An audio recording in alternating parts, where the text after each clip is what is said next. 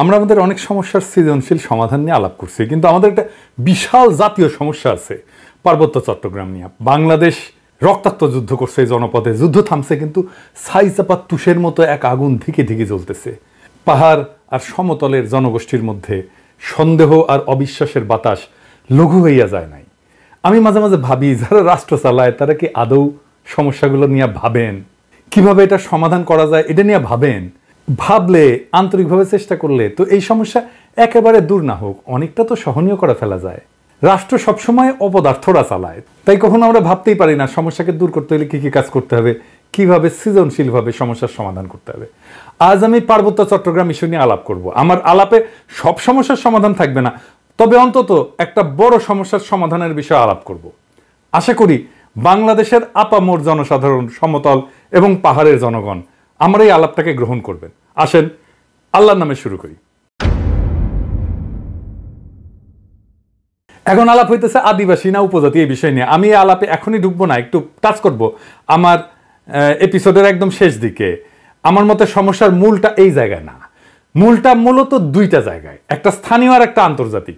আন্তর্জাতিক বিষয়টা আমি প্রথমে আলোচনা করব, কারণ পার্বত্য চট্টগ্রাম নিয়ে আলাপ করার সময় সেই আন্তর্জাতিক প্রবলেমটা, সমস্যাটা, যেখানে ভারত একটা গুরুত্বপূর্ণ ফ্যাক্টর, সেটারে মাথায় রাখলে আমাদের বিষয়টা বুঝতে সুবিধা হবে এবং সমাধানের পথটা ভাবতেও সুবিধা হবে।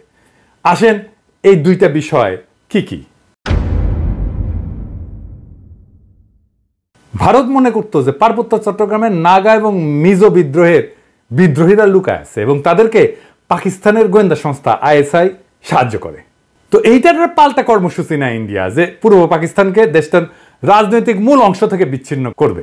তো ভারত এইটার উল্টা কর্মসূচি নেয় যে পূর্ব পাকিস্তানকে পশ্চিম পাকিস্তানকে বিচ্ছিন্ন করবে এবং এই কর্মসূচি নিয়ে আগায় যেতে থাকে।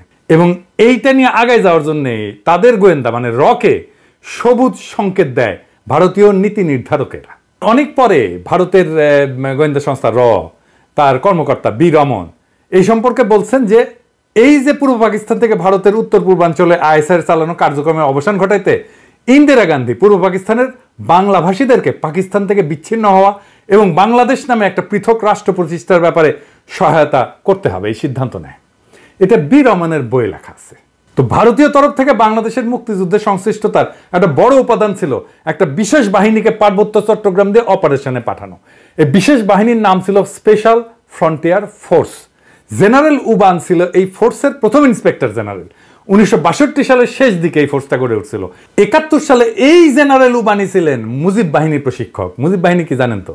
ছাত্রলীগ, যুবলীগ আর আওয়ামী লীগের যৌথ গেরিলা বাহিনী। এরা কিন্তু যুদ্ধ করেনি, আর আজকে তারা মুক্তিযুদ্ধের সিপাহসালার হয়ে গেছে। শুধু তাই না, উবান ছিল রক্ষী বাহিনীরও প্রশিক্ষক। তাইলে বুঝতে পারতেছেন তো যে ইন্ডিয়ার প্ল্যানটা কি এবং কিভাবে সে প্ল্যানগুলো সাজাচ্ছে তার আশেপাশে। এবং পার্বত্য চট্টগ্রামে যখন 71-এ চূড়ান্ত অপারেশন হয়েছিল, তখন মুজিব বাহিনী না, স্পেশাল ফ্রন্টিয়ার ফোর্স নামে ওই আনকনভেনশনাল বাহিনীকেও ভারতীয়রা পার্বত্য চট্টগ্রাম দিয়ে বাংলাদেশে ঢুকায় দেয়। এবং এই স্পেশাল ফ্রন্টিয়ার ফোর্স অনেক দিন থাকে, এমনকি 1975 পর্যন্ত থাকে পার্বত্য চট্টগ্রামে। তো এই ফোর্সের দায়িত্ব কি ছিল? যে পার্বত্য চট্টগ্রামে যে ভারত নিয়ন্ত্রিত মিজোরাম এবং নাগাল্যান্ডের স্বাধীনতা সংগ্রামী আছে তাদেরকে খুঁজে বের করে এবং নিশ্চিহ্ন করা। এখানেই শেষ না, এই স্পেশাল ফ্রন্টিয়ার ফোর্সের সাথে মুজিব বাহিনী পার্বত্য চট্টগ্রাম দিয়ে যখন অভিযান শুরু করে, এটা নভেম্বরের শেষ দিকে। এরা ত্রিপুরা রাজ্য থেকে পার্বত্য চট্টগ্রামের পানছড়িতে প্রবেশ করে নভেম্বরের শেষে। একদল চাকমা তাদেরকে অভ্যর্থনা জানাইতে যায়, মনে করছে তাদের মুক্ত করতে আসছে। এদের জন্য একটা খাসিও নিয়ে গেছিল বেচারারা। আহারে, মুজিব বাহিনী ও স্পেশাল ফ্রন্টিয়ার ফোর্স এই সদস্যদের খাসিটা নিছে, কিন্তু অভ্যর্থনাকারী সবাইকে হত্যা করছিল। তারপর তারা পানছড়ির পাহাড় গ্রামগুলোতে হামলা শুরু করে, বাড়িঘর লুটপাট করে, আগুন লাগায় দেয়, সামনে যাকে পায় তাকেই হত্যা করে এবং মেয়েদেরকে ধর্ষণ করে। তাদের হামলায় পানছড়িতে ওই দিনই নিহত হয়েছিল 32 জন নিরীহ পাহাড়ি। তারপর তারা পানছড়ি থেকে খাগড়াছড়ির দিকে রওনা হয় এবং যাওয়ার পথে 176টা বাড়িঘর জ্বালায় দেয়। 14 ডিসেম্বরেও তারা 22 জনকে হত্যা করে। এই ছিল আওয়ামী লীগের মুজিব বাহিনীর মুক্তিযুদ্ধ। এটাই তাদের কন্ট্রিবিউশন। বাংলাদেশ থেকে ভারতীয় সামরিক বাহিনী চলে যাওয়ার সময় তাদের সেনাবাহিনীর এই স্পেশাল ফ্রন্টিয়ার ফোর্সকে রেখে দেওয়া হয় কক্সবাজারে। 72 সালের জুলাই পর্যন্ত পার্বত্য চট্টগ্রামে অপারেশন চালায়। তারপরে তারা প্রত্যাবর্তন করে। কিন্তু সবাই যে চলে গেছিল তা কিন্তু না, কারণ মুজিব যেদিন জয় বাংলা হয় না 1975-এ, ওই সময় পার্বত্য চট্টগ্রামে অপারেশন চালানো একটা ভারতীয় হেলিকপ্টার বিধ্বস্ত হয় রেকর্ড রে ভাই। মুজিব মূলত পার্বত্য চট্টগ্রামকে ভারতের হাতে তুলে দিছিল। আমি আর সেই ইতিহাসে গেলাম না, কিন্তু এখন পার্বত্য চট্টগ্রাম নিয়ে ইন্ডিয়ার পরিকল্পনাটা কি? ইন্ডিয়ার একটা দুর্বল জায়গা আছে চিকেন নেক, তাই না? আপনারা জানেন, যেটা দখল নিতে পারলে সেভেন সিস্টার জয় বাংলা হয়ে যাবে, আলাদা হয়ে যাবে। ইন্ডিয়া সেটা নিয়ে সবসময় একটা প্যারার মধ্যে থাকে। আমাদেরও একটা উইক জায়গা আছে, সেটা হইতেছে ফেনী, যা আমাদের বাংলাদেশ মূল ভূখণ্ডের সাথে পার্বত্য চট্টগ্রামকে যুক্ত করছে। ওই জায়গা দিয়া পার্বত্য চট্টগ্রামকে যদি আলাদা করে দিতে পারে ইন্ডিয়া, তাইলে চিকেন নেক নিয়ে তার না ভাবলেও চলবে, মুফতে একটা সমুদ্র বন্দর পাওয়া যাবে।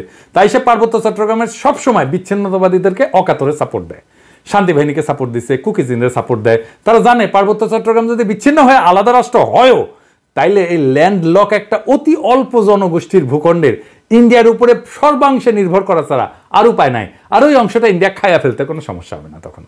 তবে আমরা এই সমস্যার কথা কম বেশি সবাই জানি। যে দ্বিতীয় যে সমস্যা, যেটার কথা আমরা একেবারেই জানি না, আলাপ করি না, সেই সমস্যাটা কি? আসেন সেটা নিয়ে আলাপ করি। এটা খুবই জটিল এবং কম আলোচিত সমস্যা। এই প্রসঙ্গে আমি আর একটা আলোচনা করে নিই, আপনাদের বুঝতে সুবিধা হবে। হংকং আর চায়না মেনল্যান্ড, এই দুইটা ভূখণ্ড কিন্তু একই দেশের হইলে সিস্টেম আলাদা, অর্থনৈতিক সিস্টেম আলাদা। হংকং অশান্ত না? আপনি একই দেশের দুইটা সিস্টেম করলে সেটা অশান্তির একটা বীজ হয়ে থাকে, যদি খুব ভালোভাবে ম্যানেজ করা না যায়। কারণ দেশ বা রাষ্ট্র একটা শরীরের মতো, এটার একটা রাজনৈতিক অর্থনৈতিক সংহতির দরকার পড়ে। ইকোনমিক সিস্টেম আলাদা হইলে রাজনৈতিক সংহতি রক্ষা করা দূর হয়ে যায়। কেন? মার্কস বলছেন যে রাজনীতি হচ্ছে অর্থনীতির একটা ঘনীভূত রূপ। অর্থনীতি যেমন, সেটাই রাজনীতি হইয়া দেখা দেয়। কথাটা খুবই সত্য কথা। একটা দেশের ইকোনমি যেমন, তার রাজনীতিটাও তেমন। এটা নিয়ে পরে আবার বিস্তারিত আলাপ করা যেতে পারে, কিন্তু আপাতত আজকাল আলাপের জন্য এইটুকু জানলেই চলবে। পার্বত্য চট্টগ্রামের ইকোনমি কি আলাদা? হ্যাঁ, আলাদা। ওদের ইকোনমি ভূমি নির্ভর। ওদের বর্তমান ভূমির মালিকানা ব্যবস্থা খুবই জটিল এবং বহুমুখী একটা কাঠামোর উপর প্রতিষ্ঠিত, যা ঐতিহাসিক, সামাজিক, সাংস্কৃতিক এবং প্রশাসনিক অনেকগুলো কারণের মিশ্রণ। তিনটা স্তরে এদের ভূমি ব্যবস্থাপনা। এক নাম্বার, ঐতিহ্যবাহী ভূমি মালিকানা ব্যবস্থা। এটাই সবচেয়ে বড় ভূমি ব্যবস্থাপনা। আনুমানিক 50 থেকে 60% ভূমি এই ঐতিহ্যবাহী ব্যবস্থাপনার আওতায় পড়ে। কেমন সেটা? এইটা গোষ্ঠীভিত্তিক মালিকানা, কোনো ব্যক্তি মালিকানায় না। পার্বত্য অঞ্চলের প্রধান জনগোষ্ঠী যেমন চাকমা, মারমা, ত্রিপুরা এবং অন্যান্য গোষ্ঠীগুলা তাদের নিজস্ব ঐতিহ্যবাহী ভূমি ব্যবস্থাপনা পদ্ধতি অনুসরণ করে। এই ব্যবস্থায় জমির মালিকানা সাধারণত পরিবার বা গোষ্ঠীর মধ্যে থাকে। এটা একটা মৌখিক ঐতিহ্য, লেখাপড়া কিন্তু নাই, কোনো দলিল নাই। জমি ভোগ, দখল এবং ব্যবহার করার অধিকার আছে, কিন্তু সেটা আইনগতভাবে নথিভুক্ত না। জুম চাষ হয় না পাহাড়ে, এই জুম চাষের জন্য যে ভূমি, সেইটা কিন্তু এই ঐতিহ্যবাহী কৃষি পদ্ধতি এবং এই ভূমি মালিকানায়। এখানে জমি ব্যক্তিগত মালিকানা না, বরং গোষ্ঠীগত মালিকানায় পরিচালিত হয়। 2 নাম্বার মালিকানা হচ্ছে সরকারি ভূমি মালিকানা। সরকার যেটাকে রিজার্ভ বন ঘোষণা করছে, এটা সরকারের মালিকানা। পার্বত্য চট্টগ্রামের একটা বড় অংশ আমরা জানি যে রিজার্ভ ফরেস্ট বা সংরক্ষিত বন হিসাবে ঘোষিত। এই ভূমি বন বিভাগ দিয়ে নিয়ন্ত্রিত এবং চাষাবাদ এবং বসতি স্থাপন এখানে নিষিদ্ধ। তবে আপনারা জানেন যে পার্বত্য চট্টগ্রামের অধিবাসীরা ঐতিহাসিকভাবে বনের মধ্যে চাষাবাদ করে এবং বসতি স্থাপন করে। তো সরকার যদি নিষিদ্ধ করে দেয়, তাহলে তাদের ঐতিহাসিকভাবে চাষাবাদের পদ্ধতি ছিল, সেটা নষ্ট হয়ে যায় না? এটা মাথার মধ্যে নাই ওদের।